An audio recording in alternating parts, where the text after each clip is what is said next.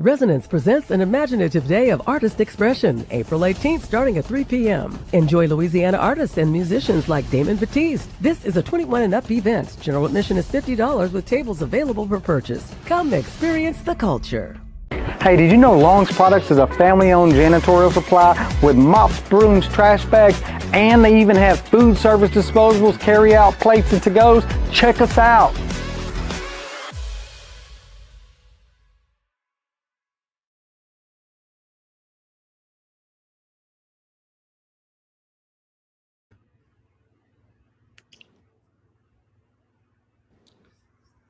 Good evening, Central Louisiana, and specifically the booming metropolis of Colfax. We want to welcome you guys to the Let's Talk show this evening. I'm your host, Jack, and before we get started, we want to remind everyone, I'm going to keep saying this over and over and over, I want to remind everybody to go check your voter registration status. Nearly 500,000 voters across the state of Louisiana have been moved to what's called the inactive voter rolls. If you don't take action, you could eventually be purged, and you won't have the ability to vote, and you have to start all over again. So make sure your voice is heard, and make sure you go out there and check it. And you can go out to www.govote.com. We also want to thank our silver sponsor, Acadian Ambulance, for supporting community conversations across Central Louisiana. This evening, we are covering the Colfax mayor's race. We definitely want to let everybody know we have one candidate that agreed to an interview. We extended invitations to all candidates in this race. At this time, the other candidates declined to participate. So when candidates decide that they don't want to talk to you, that means when they get in office, they might not talk to you either. So we would encourage you, if you're supporting one of them other candidates, to encourage them to come out here and talk about what it is that they're planning to do for the city of Colfax. Today, we're joined by Alderwoman Timika Hamilton-Price.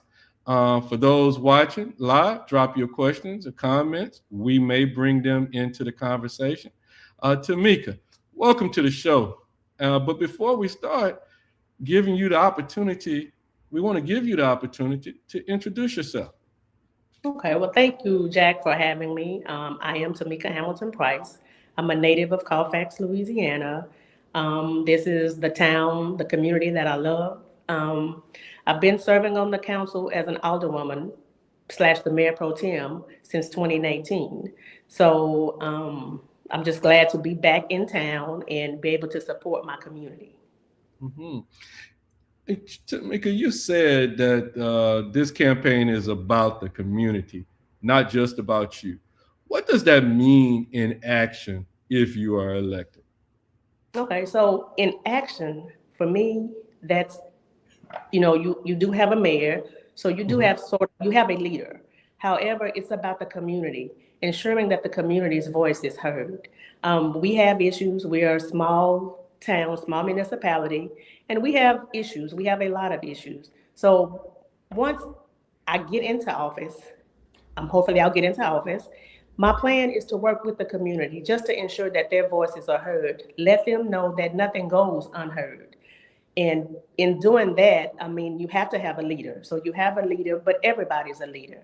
So I often tell people, if there are things that you want to see done, things that need to be done, let's talk about them. But when you bring them to me, when you talk about them to me or anybody else, have a plan of action so we can all work together. So that's where I bring in the community piece of it. It's about the community. It's about the people in the community and seeing our community grow.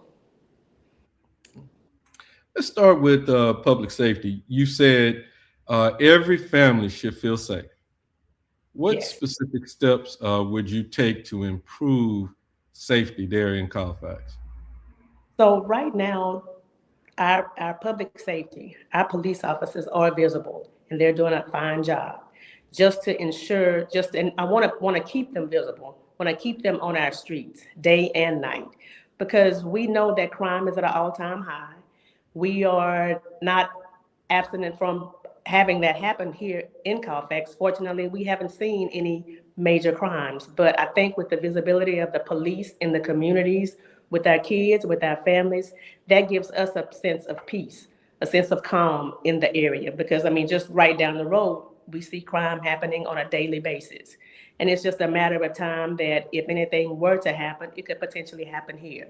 But by having our public safety, our police officers out, and you see them all the time riding around, it gets them, they're interactive with the families, they know the kids. You know, we're such a small community that the police officers actually know the members of our community. So if there are issues, you know, they're not afraid to go and talk to those people. You know, our community, the kids are not afraid to reach out to the police officers if need be.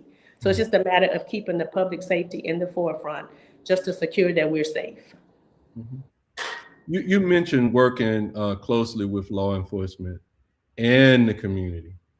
How do you plan to strengthen that relationship between police and the community? What specific action steps? Because you know, right now apparently you're perceiving that there is a gap, and you know, and in most communities, it's good that you know when the police can walk up to you and say, "Boy, I'm gonna call your mama," or something like that, or you know, and you know, before something escalates and different things of that nature. So, how do you plan to do that? Okay, so one of the things that I know that I want to see in, you know, working with public safety, working with Sheriff McCain, is in other communities, other municipalities, they have the National Night Out. So I want to bring that type of event to our community, just to have all of our officers visible, you know, activities, just a friendly atmosphere. So they're not afraid, or they will understand, hey, if you see me out doing something after a certain time of night, yeah, that police officer will probably call my parents or have the conversations with me about the right and wrongs of what I'm doing. So that's the main things that I want to see, is to bring a national night out to Colfax in conjunction with the sheriff's office. Jobs and economic growth are a major concern here in Central Louisiana. What is your plan to attract new opportunities while supporting existing businesses there in Colfax? You know, because we don't want to see them leave, and we know that you know the taxes that you know an open business have. You know that at the end of the day, that impact what you guys can do there in the city. And so, what is that plan to keep the ones you have in place and don't lose any more, and try to attract some new ones? So you're absolutely correct. I want to go back to when I was growing up here, when I grew up here. I mean, we have a main street in Colfax, and every building on Main Street was occupied. Well, now, you know, we may have 4 to 5 businesses on Main Street, but we still have buildings that are not occupied. Now, we are getting small businesses and we're supporting small businesses. However, my plan is to work closely with the chamber to attract new businesses. You know, it can be small businesses, but to attract those businesses, welcome them into our communities, make them feel like this is home and want to come and bring a business here. So I want to work closely with other municipalities just to kind of see what they're doing to attract businesses, but include our Chamber of Commerce, because I know that's where a lot of that comes from. So just kind of working with them, talking, you know, networking with people just to see what's out there and what would potentially be beneficial to our community. When it comes to infrastructure, what are the most urgent issues right now, and you know how would you address them going forward? Okay, so when we talk about infrastructure, and everybody is aware, you know, we have been known for a lot of water issues. At this point, I am pleased to say that our water issues, we're like on the last leg to having all of that fixed with the addition of 2 new wells, water wells.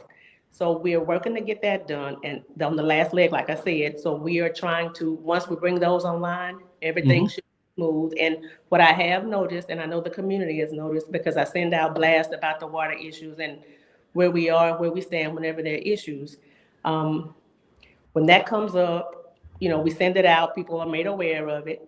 So at this point, with that being fixed, all of the infrastructure, well, going forward, what we put in place is it's like proper checks, checking the equipment, making sure this equipment is able to run and withstand whatever comes about. So kind of like a maintenance plan. And I know that we already have that, but I also want to add that the infrastructure in the town of Colfax is extremely old. So as we work to get it corrected, then once we get it corrected, we just want to make sure we maintain it. It'll be about maintenance and keeping up with everything and making sure that we're having the most up-to-date things that we need in order to keep the town running. Mm-hmm. Timika, you've emphasized youth programs, and I know I have often got tons of flyers for you when you guys are having, issues pertaining to youth and things going on in the Colfax area. What type of additional programs do you want to see expanded or created? And who's going to pick up when you become mayor? Or is it that you're going to continue to do what you've been doing, or somebody else going to pick up that work? Absolutely not. I'm going to work with the people. I'm going to continue to do what I'm doing, bringing more people on board.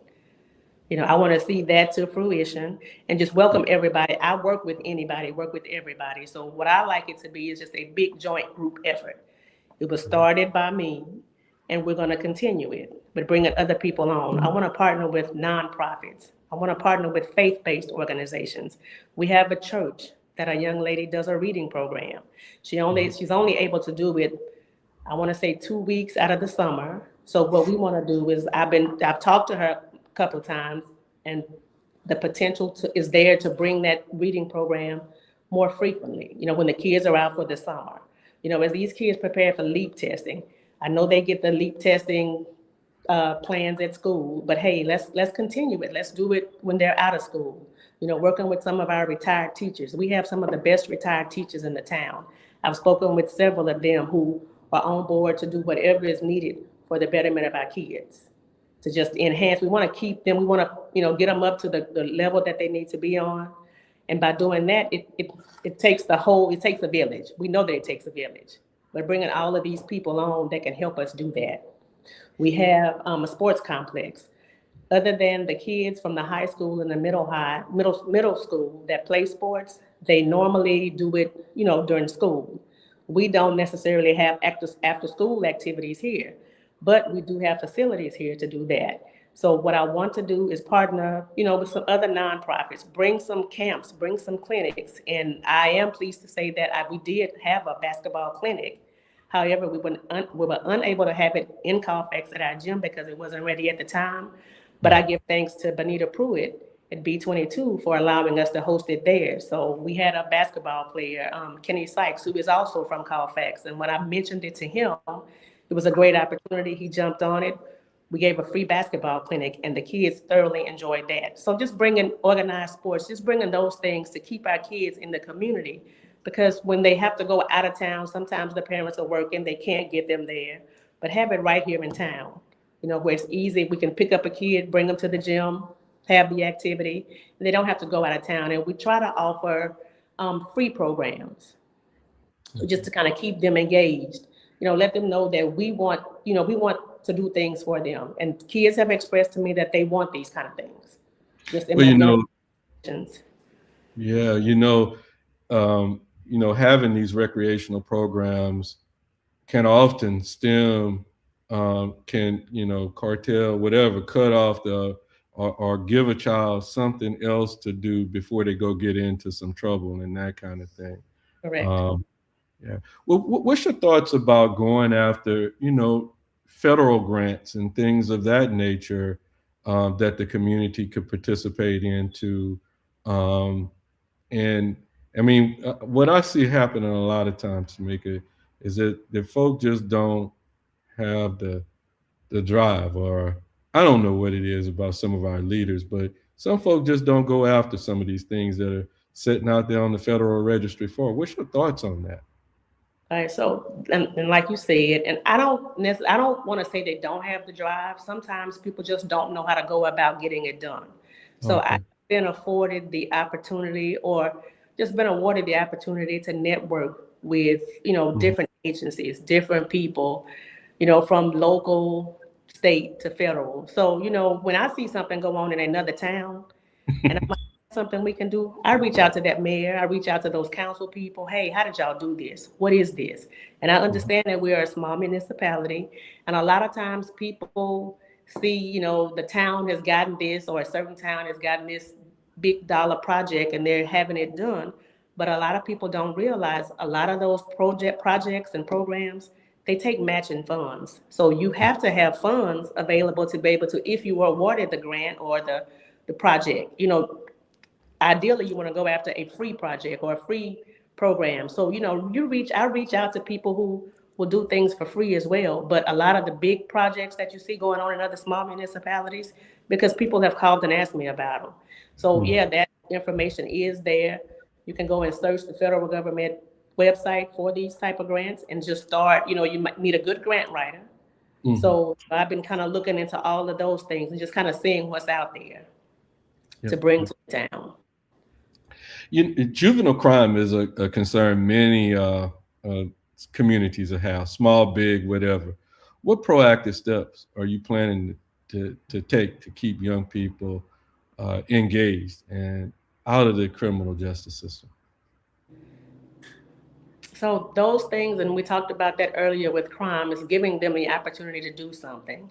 But you have those, I guess, middle-aged individuals who really don't do anything. But you have CLTCC, Royal Martin. They offer these programs, these training programs that will come into your town. So I've been kind of researching and talking to people about that, just to give these individuals who have graduated from high school, an opportunity to do something else to further themselves. So I just kind of think like picking up a trade.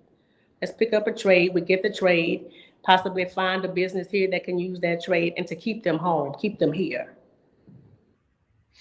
You've made transparency a key part of your platform. What does transparency look like in a day-to-day leadership as mayor? So in day-to-day leadership front, so prime example, somebody called me today on my way here about an issue or a concern that they had. I didn't realize they were having that issue or concern, and at the moment, there was nothing I could do about it, but I did tell them, and just being transparent, I don't know what we can do, but let me find out. So it's just one of those things. If I can do it, I can. If I can't, I can't. But you would know that I'm working on it. So just being transparent when it comes to anything that somebody asks me. I try to be as transparent as possible. I know in the media world, what we see is sometimes a lack of flow of information to media organizations. But we can be your partner, in helping getting information out, especially when it's something of a unsafe nature going on. From a media perspective, I know I've not had any issues reaching out to you as alderman for information pertaining to stuff going on in Colfax. Will that be something that you make sure that media organizations who request to know things as simple as, when the town is meeting, the agenda, supporting documentation to go to the agenda, and just having access so that we can help keep the residents there informed? I know the town has its own thing, but a lot of people, sometimes they don't go there. They want to go to one place. And so what's your feeling about media being involved in, just reaching out and helping to be an extension of what's going on in your administration? So as you said, like you said, the media can be your best friend, or, it depends on the information that you give the media. And when you're transparent, the only thing that I advise is when anything goes out from the town, we're all on the same page. You can call me, I can give you this information and say, hey, you want to talk to somebody else? You're going to get basically the same information. And that same information, we're all on the same page and we're working for the same thing. We're working to see progress in whatever the issue or the concern is. And you all media help us get that out there. Right. So you're going to be open to media making requests of the town of Colfax? Yeah, I mean, I don't have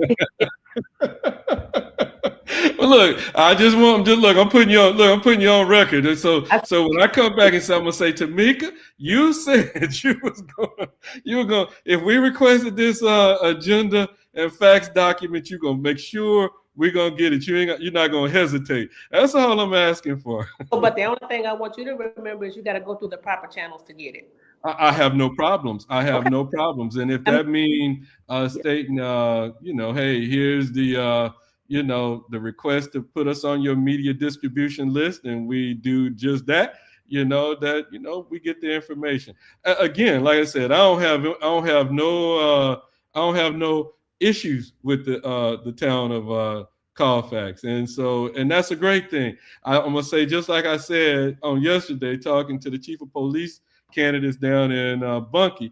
The one question that I asked him, I know Chief Mays, who's kind of ill right now, but Chief Mays was amazing in making sure that when something was going on in Bunkie, he had the ability to respond to us relatively quick. And sometimes he was out in the field, but if it was something going on, he was going to make sure. So the question that I asked the other candidates is this a trend you're going to continue to keep? Because keeping that open line of communication, it builds trust not only with us, but your constituents as well, Correct. Yeah, right. If elected, what are your top your top priorities in the first 100 days? I knew you were going to probably ask that question. Top priority for me, Jack, is just to ensure infrastructure. That's what we need to do. I just need to make sure that the infrastructure is moving smoothly, and we're doing the things that we can to make sure it's maintained. Mm-hmm. And getting to know the community, getting to know the people I don't know in the community. I mean, like I said, this is a very small community. This is where I'm from. So I know about 95% of the people in the community. So just keeping that open line of communication. They know that I'm available. I do work, but they know that I'm available. And if I can help in any way, that's what I'm here to do. Okay. And why should voters choose you as the next mayor of Colfax? I have that go-get-em spirit. I want to see this community flourish. I want to bring the community back to what it was when I was growing up. Both my parents are from here. My entire family, both sides, are from here, and we take pride in our community. So, graduating from college, I came back. I only went to Alexandria, but then I had the opportunity to move back here in 2016. And it was kind of like, this is not, I would come home every weekend, but it's kind of like it wasn't what it used to be. And that's what I want to see. I want my grandkids to come to Colfax and see, just want to come to Colfax. When she grows up, she wants to come and stay with her grandmother, and there are things for her to do here. So. Yeah, I remember Colfax as a little boy, Timika, when it typically for the Pecan Festival, that was when that first cold snap hit, and going up, and I think it's the Kiwanis clubs up there that with the sausage sandwiches that right there on the parade route, and I remember eating breakfast before we leave and being up there all day long for all of the activities there, and somebody selling gumbo on side of the roads, and mom and my sisters buying stuff along the way. So, and it was lots of stores up there, and and it was something to do. That's another thing. So, do you have anything that you would like to say to the people of Colfax before we get ready to close out here? All I would say is that I want to reiterate what you said about the inactive voter list. Making sure that you check your voter status, because every vote counts, and we're in days and times where if you vote, every vote counts. And my concern is I want to make sure everybody has the opportunity to go and cast a vote, regardless of who you cast it for. I want you to be able to go and cast your vote. That's your voice. And I also say that, I say it to a lot of people all the time. Whenever you come with a problem or, you have an issue, when you come with it, I'm all ears, I'm open ears, but I'm gonna also ask you, what is it you think you can do to help, help in the making this right, or seeing what you want to have done. How can you help? Because like I said, it's a community. We are just here to kind of guide the community, the mayor and the council. We listen at you all. We hear you. And I want you to know that you're being heard. You may come to me with something or come to any of us with something and you don't get an answer right away, but you're being heard and it's being relayed. And we're working to see what we can get done. Okay. All right.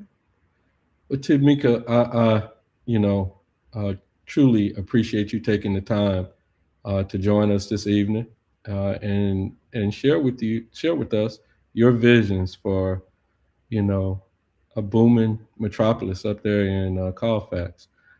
To everyone again, just like Timika said, make sure y'all get out there and go check those registration statuses. Again, nearly 500,000 people were taken off the roads and moved into, not taken off the roads, but moved over to an inactive status. So don't wait until it's too late. We want to thank our silver sponsor, Acadian Ambulance. We also like to thank our business partners, Sattlers Towing, Long's Products, Nader International Market, the Threadhead Embroidery, Elegance Beauty Supply, and O'Mel's Farms. And we also want to thank our community for chiming in and participating in shows like the one that we are currently having. I'm Jack. This is UrbanCast. I just request that you guys stay informed and stay engaged. Timika, again, thank you. Thank you. If you could hold on 1 second, Timika, I'm going to end this stream. Okay. Resonance presents an imaginative day of artist expression, April 18th, starting at 3 p.m. Enjoy Louisiana artists and musicians like Damon Batiste. This is a 21 and up event. General admission is $50 with tables available for purchase. Come experience the culture. Hey, did you know Long's Products is a family-owned janitorial supply with mops, brooms, trash bags, and they even have food service disposables, carry-out plates, and to-goes? Check us out.